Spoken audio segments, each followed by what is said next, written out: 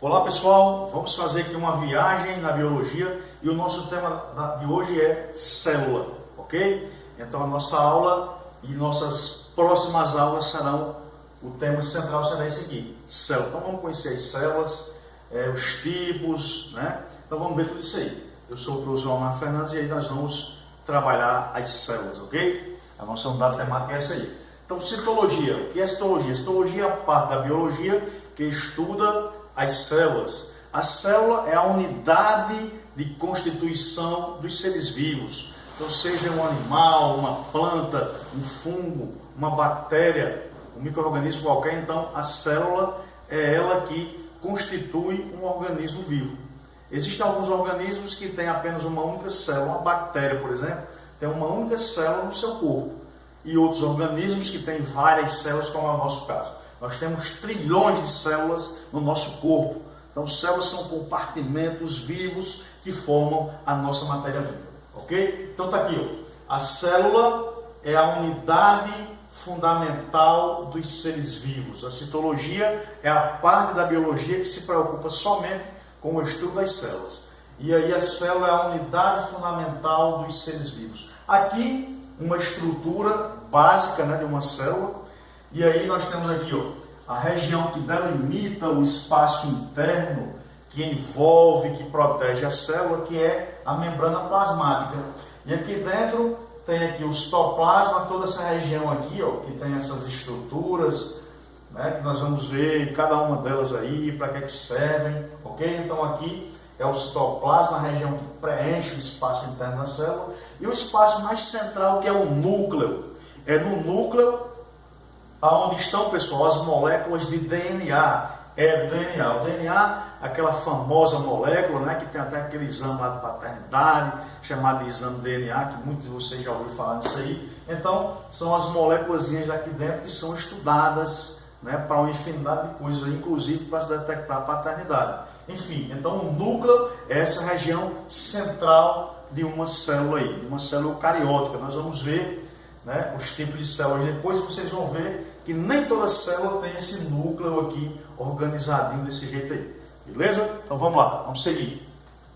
Mas por que estudar? Qual a importância de estudar as células? Veja bem, como o nosso organismo ou qualquer outro organismo vivo ele é constituído por células, então as doenças elas se iniciam nas células, né? Então geralmente ali quando você está com um problema de estômago, de intestino, de pele, do cérebro, enfim, muitas vezes o problema ele se inicia em uma célula, em um grupo de células que vai ali se alastrando e tomando conta do seu organismo. Então por isso que é importante as pesquisas na área da citologia, que é uma área ligada também, né, à área médica. Então as pesquisas com células de diversos tipos, a gente pode descobrir a forma de tratamento das doenças, os medicamentos para combater essas doenças aí, e uma infinidade de outras coisas, tá certo? Olha aqui, a pesquisa com células-tronco, né, que já foi muito veiculada aí nas mídias. Então, as células-tronco têm grandes utilidades aí, principalmente para pessoas que têm problemas de doenças degenerativas, né? Então, as pesquisas com células-tronco vão dar aí um prognóstico muito bom futuramente para essas pessoas, tá certo, pessoal? A célula, como ela é uma coisa muito pequena, né? A célula ela é microscópica, a gente não consegue enxergar a grande maioria das células a olho nu. Então a gente precisa de um objeto de aumento, e o objeto é esse, está aqui. O microscópio, só com a invenção do microscópio foi que nós podemos descobrir a célula, já que ele é um aparelho que aumenta ali em milhares de vezes um objeto invisível, como é o caso da célula. Então aqui está o microscópio. A descoberta, então, a criação do microscópio, né? Existem várias teorias que falam sobre isso aí. Muitos atribuem ao famoso Galileu Galilei, lá na física, né? Que vocês já estudam ele na física lá.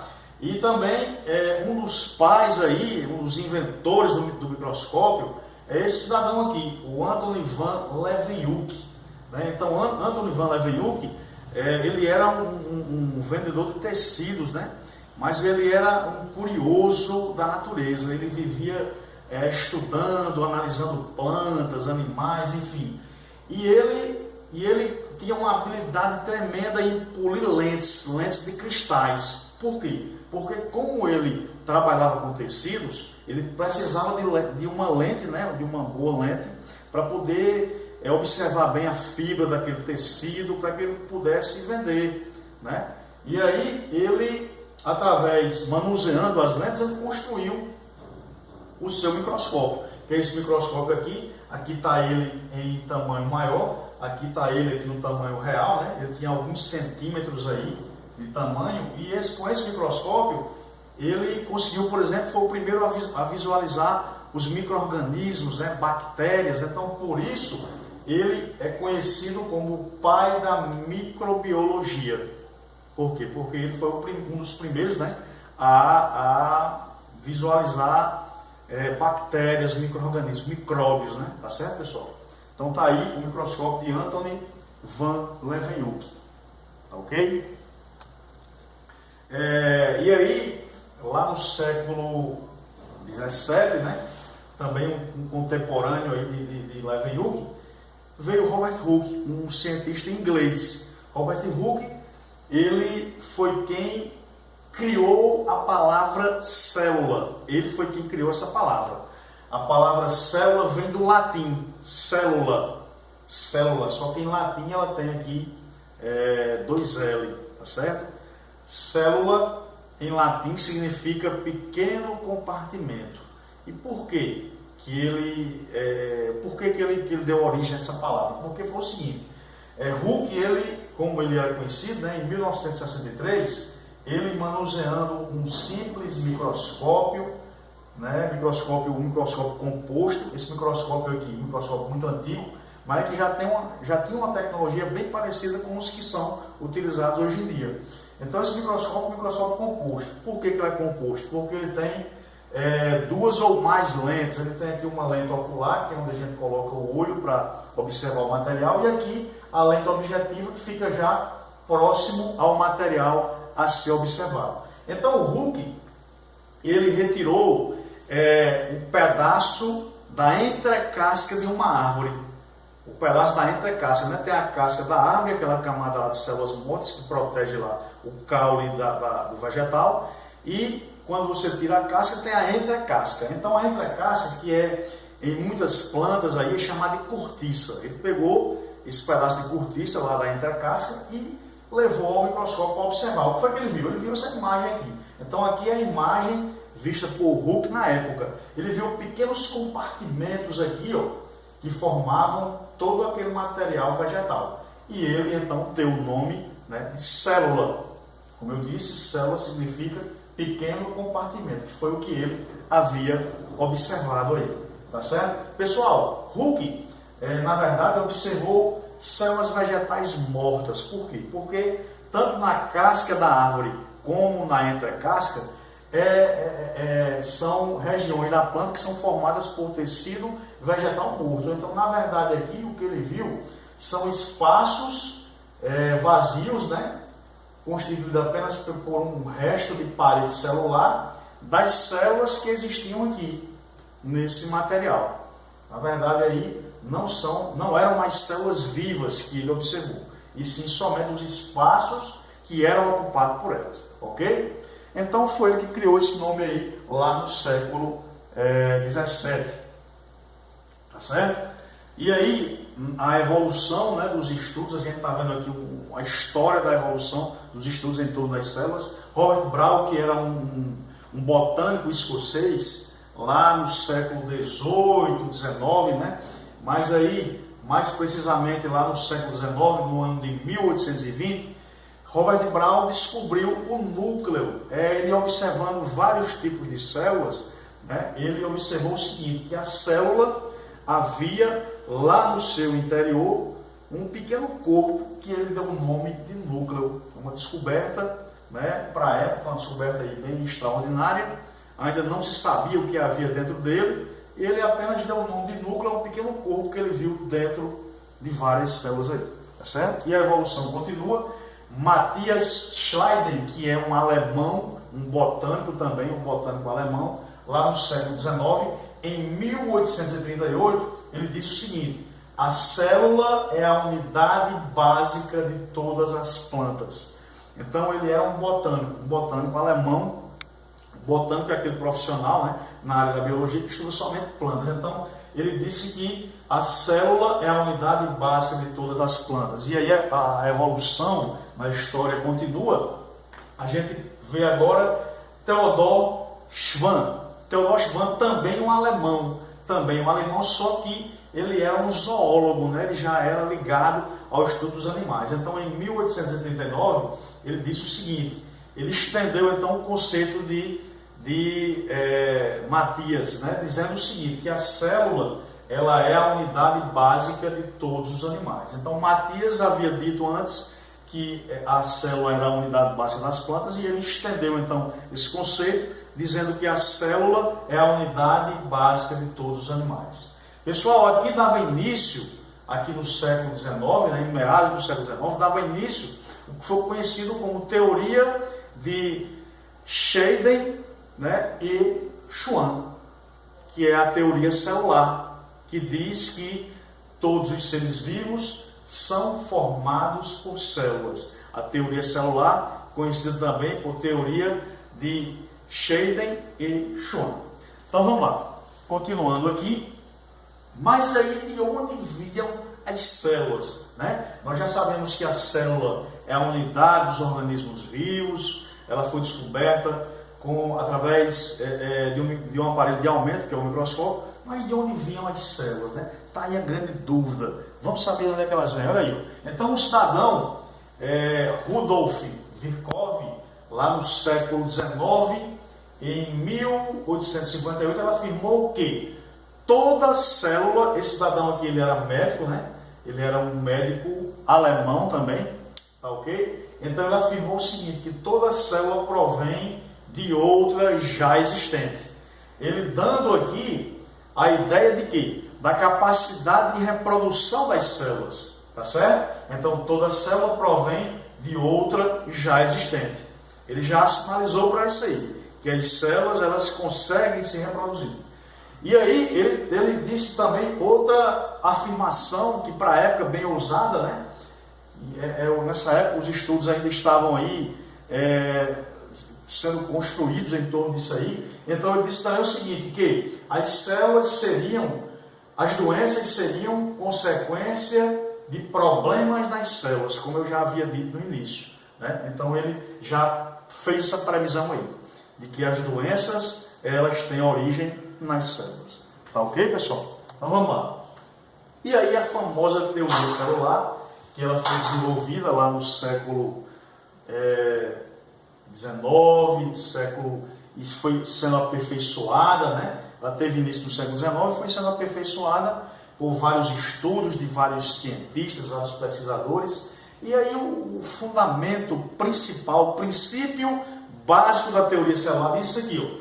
Todos os seres vivos são formados por células, tá certo? A célula é a unidade morfofisiológica dos seres vivos, ok? A célula é a unidade morfofisiológica dos seres vivos. O que quer dizer essa palavra morfofisiológica? Morfo vem de morfológica, né? Morfológico é em relação ao aspecto anatômico, ao aspecto o aspecto externo, né, de um organismo. Então é a unidade morfológica, ou seja, anatômica, é a unidade que constrói, né, anatomicamente o organismo, e a unidade também fisiológica. Fisiológica vem de fisiologia. Fisiologia é o estudo do funcionamento, né? Então, segundo os teóricos, né, a célula é a menor unidade viva do nosso organismo. Então, a menor unidade viva que existe é a célula. Então, ela é a unidade fisiológica, a unidade do funcionamento dos organismos vivos. Então, por isso, fundiram as duas palavras, e aí a célula é a unidade morfofisiológica dos seres vivos. Ok, pessoal? As células surgem sempre de outras, como isso aqui já foi dito por aquele médico alemão, bem antes, né? E ele só veio fortalecer ainda mais o que ele já havia dito. Cada uma contém informações hereditárias de todo o organismo. Então, cada célula, nós temos 65 trilhões de células no nosso corpo. Cada uma delas contém informações genéticas do seu organismo como um todo. Nós vamos se aprofundar mais ainda nisso aí, né? No estudo das informações hereditárias, né? Nós vamos ver isso aí lá mais na frente um pouco, tá certo? Lá no terceiro ano aqui é o estudo da genética, que lida com todas essas informações aí, tá certo? A princípio, então, o princípio básico, né, da teoria celular é esse aqui, ó. O princípio fundamental da teoria celular diz que todos os seres vivos são formados por células. E aí tem um serzinho, né? Tem um ser aí que é a exceção à teoria. Nós vamos falar nele depois, ok? Então, pessoal, o tamanho das células. Qual é o tamanho de uma célula? Eu coloquei essa ilustração aqui de uma régua, né, para a gente poder ter ideia do tamanho de uma célula mesmo. Vamos lá. O micrômetro, que tem aqui essa letrazinha grega, né, que é um micro, que é como se fosse um U com a primeira perninha puxada, e um M, né? Então, essa unidade aqui é o micrômetro. O micrômetro é uma unidade de medida de coisas microscópicas, né, de objetos microscópicos, como a célula é. Então, vamos lá.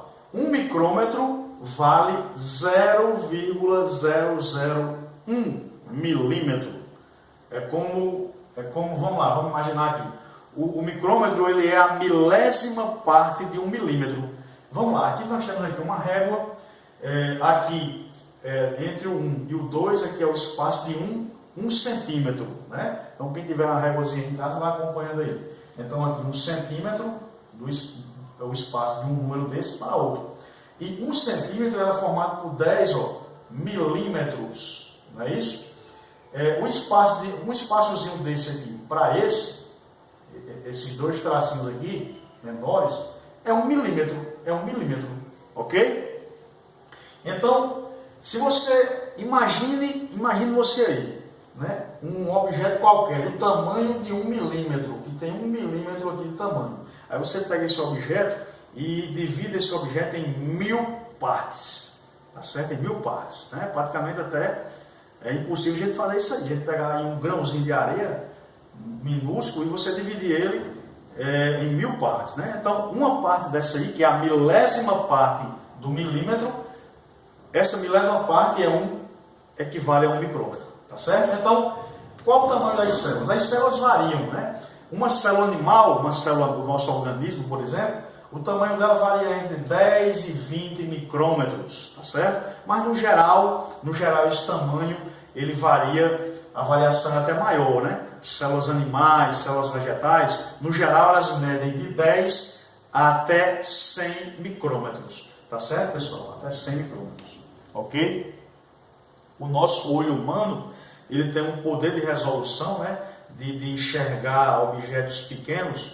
A gente tem um poder de resolução de enxergar objetos até com o tamanho mínimo de 100 micrômetros, que equivale a 0,1 milímetros. Então, objetos com até esse tamanho aí, de 100 micrômetros, né, 0,1 milímetro, a gente consegue enxergar. Agora, objetos menores que 100 micrômetros, a gente não consegue enxergar. Então, isso quer dizer que algumas células que têm um tamanho de 100 micrômetros, a gente consegue enxergar? Sim, a gente consegue enxergar algumas células, né? São as chamadas células macroscópicas, tá certo? Aqui, nesse gráfico, a gente pode observar aqui o tamanho médio das células aí, ó. E a gente tem até a comparação, né, com átomos. Olha, um átomo, ele não é nem medido em micrômetro, um átomo ele é medido em nanômetro, né? O nanômetro, ele é a milionésima parte do milímetro, né? Assim como o micrômetro é a milésima, você pega um milímetro, divide ele em 1000 partes, aí essa milésima parte é o micrômetro. O nanômetro, olha aqui o símbolo do nanômetro aqui, um N e um M, né? Que é a unidade de nanômetro. O nanômetro é ainda menor. Se você pegar, é como se você pegasse 1 milímetro e dividisse ele em 1 milhão de partes, né? O micrômetro é em 1000 e o nanômetro é em 1 milhão. Então você divide em 1 milhão de vezes e essa milionésima parte é 1 nanômetro. Então um átomo ele tem lá o tamanho de 0,1 nanômetro, algumas moléculas de lipídios, de proteínas, né, que são macromoléculas, elas chegam a medir aí 1 nanômetro, né? Então o tamanho de um vírus, olha aí, aproximadamente 10, fica entre 10 e 100 nanômetros, tá certo? Uma bactéria ela pode medir de 1 a 10 micrômetros, já é micrômetro aqui a unidade, né? A célula vegetal, olha aqui, célula animal, célula vegetal, varia de 10 a 100 micrômetros. Aqui, um ovo de rã, né, que mede aí 1 milímetro, e assim por diante, tá certo? Tem até uma comparação com o ovo de galinha, ovo de avestruz, e o tamanho de um ser humano. Ok, pessoal? Então, nessa aula aqui, a gente fica por aqui para não estender muito o vídeo, e na próxima aula a gente dá continuidade com o assunto de célula, ok? Um grande abraço e até a próxima.